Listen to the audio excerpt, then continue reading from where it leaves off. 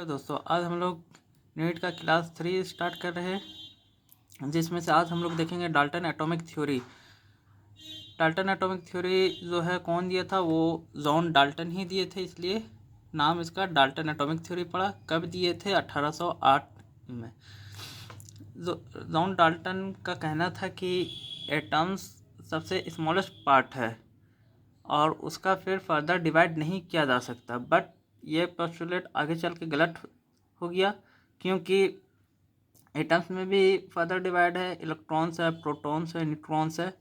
तो यहाँ पर क्या लिखता है? पदार्थ बहुत छोटे अविभाज्य कणों से बना होता है जिन्हें परमाणु कहते हैं।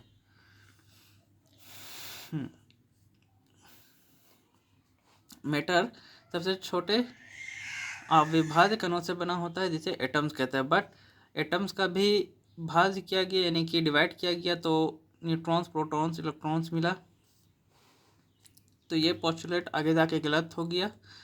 फिर दूसरा जो थ्योरी था, एक जैसे तत्व यानी एक जैसे एलिमेंट के सभी परमाणु एटम्स का आकार, द्रव्यमान और आकार सहित समान गुण होते हैं। हाँ, सही है ये। जैसे कार्बन एक एलिमेंट है, अब कार्बन जैसा ही एक और एलिमेंट है, तो कार्बन का जो मास होगा, उसका जो शेप होगा, उसका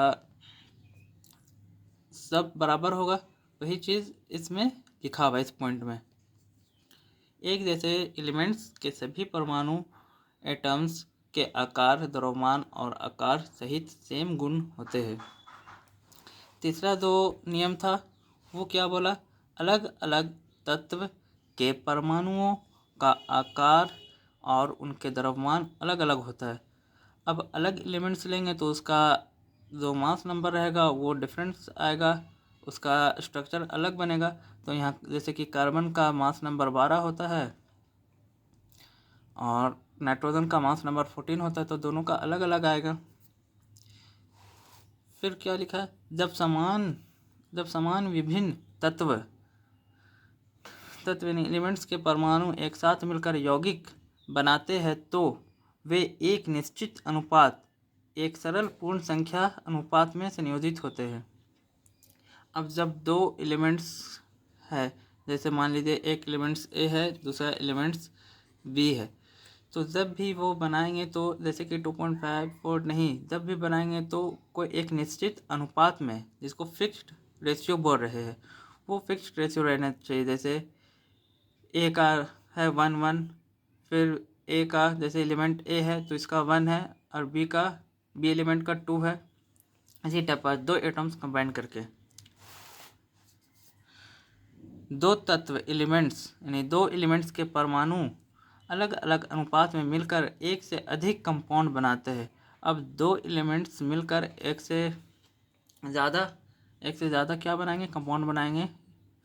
तो जैसे N है और यहाँ नाइट्रोजन है और ऑक्सीजन है, तो मिले तो NO2 बन गया, N2 बन गया, N2O3 बन गया, एक्सेट्रा। केमिकल रिएक्शन में परमाणु ना तो बना सकते हैं और ना ही नष्ट कर सकते हैं।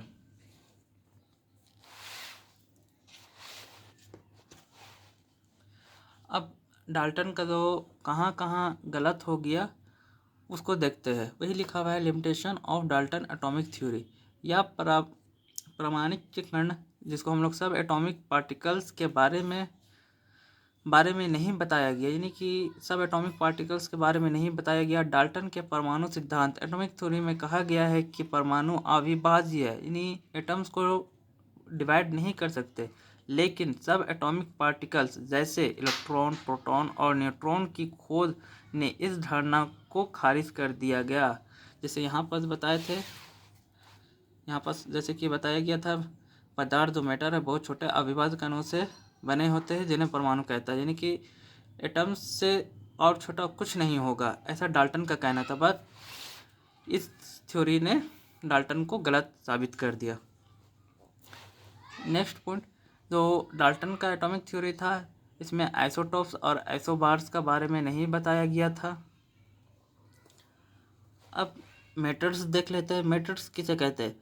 वैसा चीज़ जो जगह को घेरता हो और उसका एक अपना वेट हो, भार हो, द्रव्यमान हो, उसको मैटर कहते हैं। जैसे पेन एक मैटर है, सरफेस यानी जगह घेर रहा है, एक शेप है और इसका कुछ भार है, तो यह एक मैटर है।